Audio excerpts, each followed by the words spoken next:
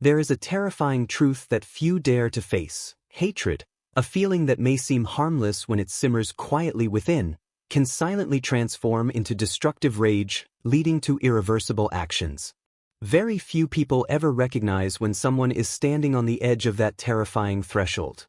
In today's video, you'll discover 5 subtle yet extremely dangerous warning signs, signals that criminal psychology experts have directly linked to murders driven by hatred. This is not sensationalism or speculation. This is the truth you need to know to protect yourself and your loved ones. If you're interested in behavioral psychology, criminal profiling, and want to understand what lies beneath the headlines of tragic crimes, make sure to hit subscribe and watch until the end of the video. This knowledge might be the only thing that helps you spot the danger before it's too late. Warning sign number 1. When everyday objects become dangerous tools. There's a truth many people overlook: evil rarely begins with knives or screams. It starts quietly, disguised behind seemingly harmless actions. A roll of duct tape at home? Everyone has one. But if you happen to find someone in possession of dozens of rolls, scattered in their car trunk, under the bed, or hidden in empty boxes, that's no longer preparation for simple repairs. It could be a strategy.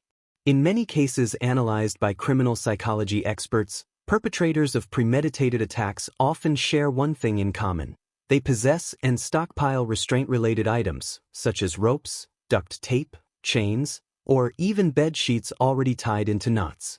These objects aren't scary on their own.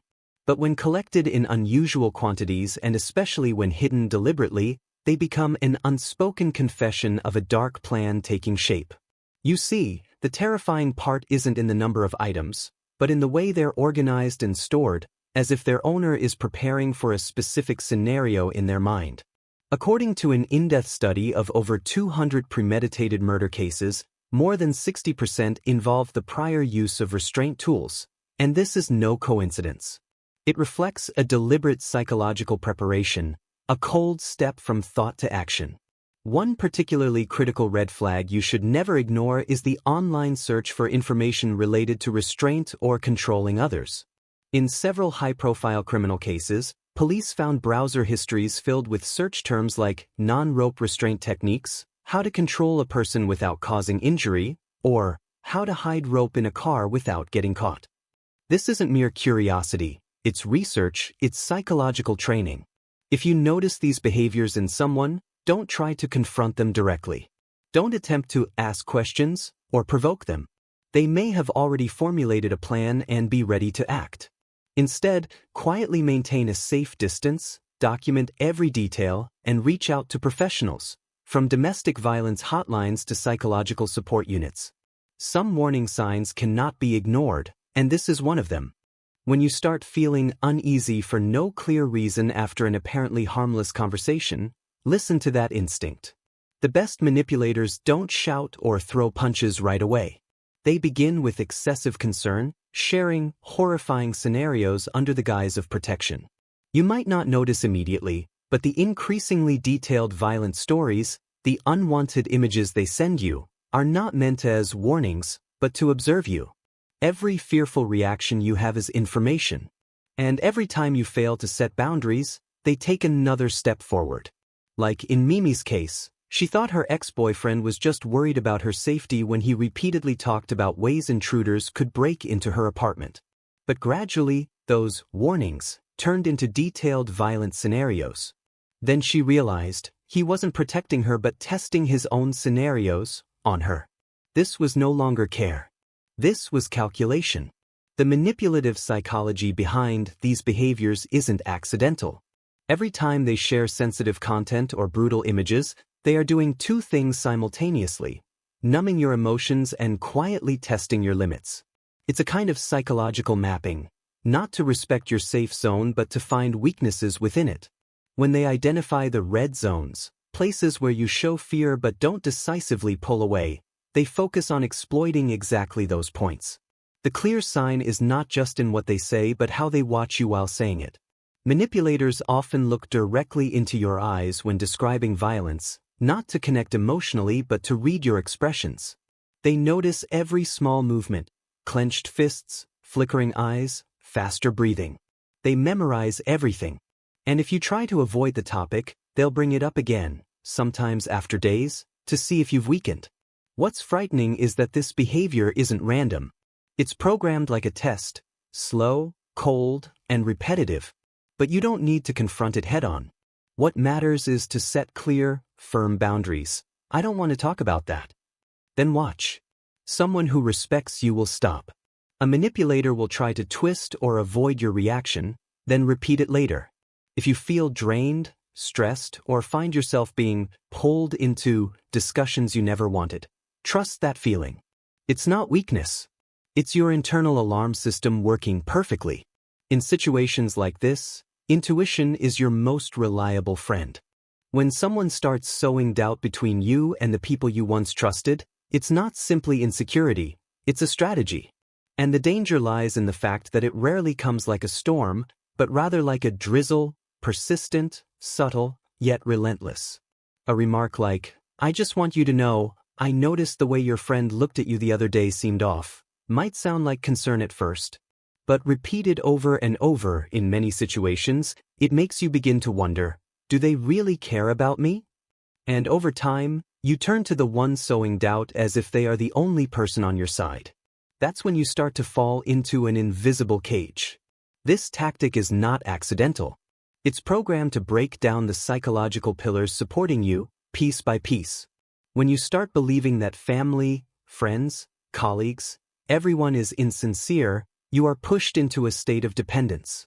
And that dependence fuels control. Because once you no longer feel you have anywhere to turn, any behavior, whether it violates your personal boundaries or assaults your mind, can be easily justified by yourself. He's the only one here for me. Gaslighting, deliberate psychological manipulation, is not random lying. These are calculated words meant to erode your perception little by little. You're too sensitive, I'm just telling the truth, you're imagining things. Each time, you lose a piece of trust in yourself. You begin to ask for his opinion before even the simplest decisions, what to wear, who to meet, what to say, not because you don't know, but because you fear being wrong. And that's when he succeeds, you're no longer yourself. If you feel someone is constantly making you question your closest relationships, if you find yourself being accidentally, but consistently isolated from others, stop. Acknowledge that feeling. Calculated manipulators never force immediately.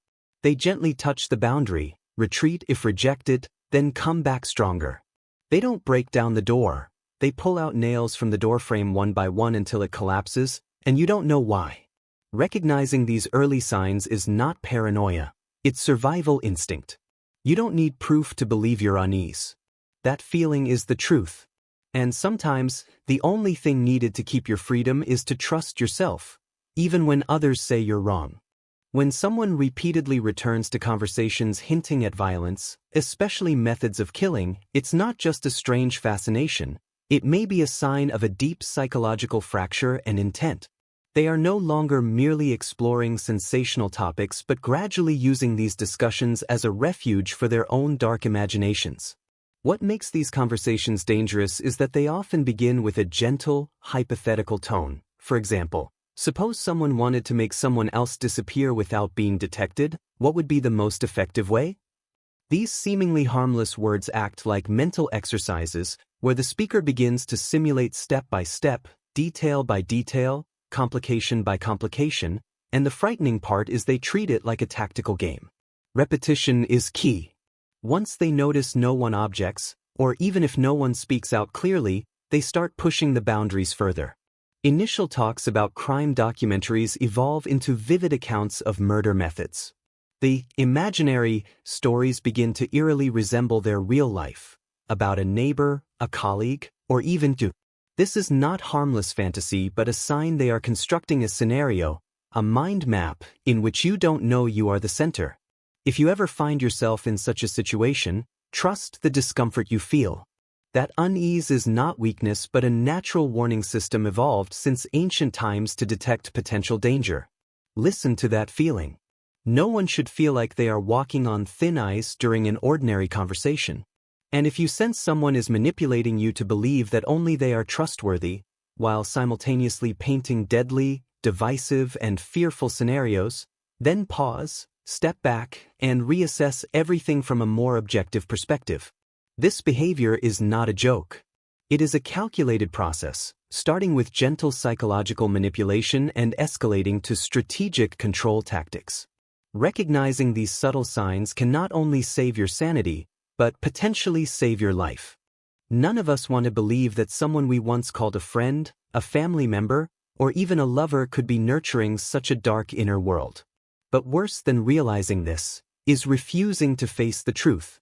The vague signals, strange hints, fleeting glances when they talk about murder methods, or how they emphasize, "If it were me, I'd never get caught," all are alarm bells. Not everyone who enjoys crime stories is dangerous, but when that enjoyment turns into a vivid fascination, constantly rehearsed through words, expressions, and a passionate desire to learn techniques for taking life, it's no longer entertainment. It is psychological training for something very real. Your mind may have sensed something unusual long ago, you just haven't named it. You haven't allowed yourself to believe that the other person is truly emotionally invested in detailed descriptions of decomposition, forensic deception, or even how to eliminate DNA evidence.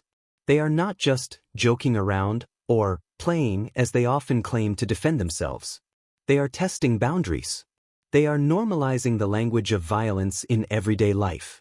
And every time you force a laugh to brush it off or say, "Stop, that's creepy," without setting clear boundaries, you unintentionally give them another sign that they are allowed to continue. Physical cues should not be ignored either. Obvious excitement when mentioning deadly topics, brightened eyes, faster speech, more animated gestures, emotional reactions that go beyond ordinary curiosity. This doesn't come from academic knowledge or deep criminal analysis, but from a profound connection, as if the person finds a mysterious satisfaction imagining these scenarios. In an ideal world, you could directly confront them and say this behavior makes you uncomfortable, that you don't want to continue hearing these strange discussions. But reality isn't that simple. Direct confrontation with someone prone to manipulation or showing potential violent tendencies may provoke unpredictable reactions. Instead, think strategically. Limit your exposure time. Shift the topic when they begin to repeat the theme. And especially, don't let any strange remark, even just one, pass without you remembering or, better yet, recording it. In serious situations, these details might be what helps keep you, or others, safe. No one wants to believe the worst. But the worst still happens, not because there were no signs, but because people chose to ignore them. Because someone once smiled at you, gave you a gift, helped you, they can't possibly be a threat, right? But violence doesn't have a fixed face. It doesn't always come with fierce eyes or open threats.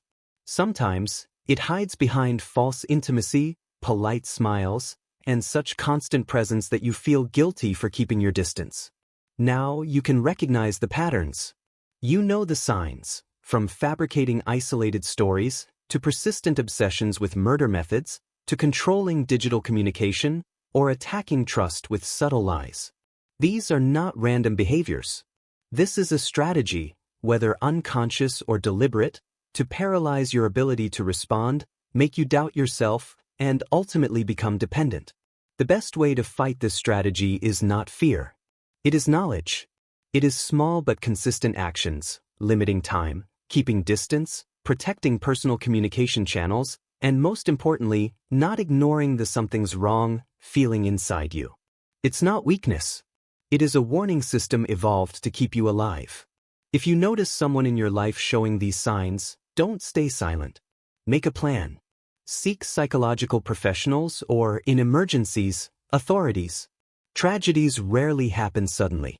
They come after every sign has been ignored. But you don't have to be part of that statistic. You can step out of that spiral, and choose safety, starting with trusting yourself. Once you recognize the warning signs, you will begin to understand that true strength lies in your ability to control your own reactions. Direct confrontation or showing resistance is not always the safest approach. Sometimes, intelligent silence, skillful redirection, or maintaining a necessary distance serve as a strong armor protecting you from potential harm. This is an important skill, knowing when to speak and when to remain silent, when to seek help and when to rely on yourself. This is not cowardice but wisdom. It is how you protect yourself when facing the complexity of people who carry deep inner darkness. In many cases, those showing dangerous signs are not strangers but may very well be acquaintances, relatives, or close friends. This makes recognition and action even more difficult. The pain of suspecting a loved one might harbor danger is a huge emotional challenge. But remember, taking care of yourself and ensuring your safety is never selfish or a betrayal. On the contrary, it is a courageous and necessary act to maintain peace for yourself and those around you. One point no one should ever forget is that prevention is always the key to stopping tragedy. Paying attention to warning signs, setting clear boundaries, and refusing to allow provocative conversations to prolong or escalate, all these contribute to creating a mental safe zone for you and your loved ones. Furthermore, sharing your concerns with mental health professionals or authorities can provide you with accurate guidance and proper steps, avoiding rash or ill-considered actions that may cause unintended consequences. Another vital aspect is understanding and education about potential violent signs in today's society. Equipping yourself with deep knowledge about human behavior not only protects you but can also help others escape dangerous situations. This knowledge is like a flashlight illuminating dark corners you previously couldn't see. It helps you view relationships around you with clearer eyes and avoid being drawn into dangerous psychological games. Imagine a world where everyone can recognize abnormal signs early, can act promptly to prevent escalating violence. A world where no one has to suffer the pain of betrayal by those they once trusted. That is a goal we can all aim for, starting with the awareness and courage within each of us. You are not alone on this journey. There are many organizations, professionals, and communities ready to walk with you, supporting you through the toughest situations. If you feel confused, anxious, or fearful, don't hesitate to seek help. Sometimes, a conversation with a professional or a trusted friend can help you see the issue from a different perspective, regain balance, and find the best solution. Your safety is not something to delay or ignore, and you deserve to live in an environment that is not only physically safe but also mentally secure. We cannot control what others think or do, but we can control how we react and protect ourselves. You have the right to set boundaries, refuse conversations that make you uncomfortable, and most importantly, never ignore the warning feelings inside you. Because that instinct is the truest voice, the tool that helps you survive through the hardest times. And finally, believe that you are not weak for choosing to protect yourself. On the contrary, it is an expression of wisdom, courage, and the deepest self-love. You are preserving safety for your soul, your body, and your future. Because nothing is more precious than life, a life you deserve to enjoy in peace and happiness.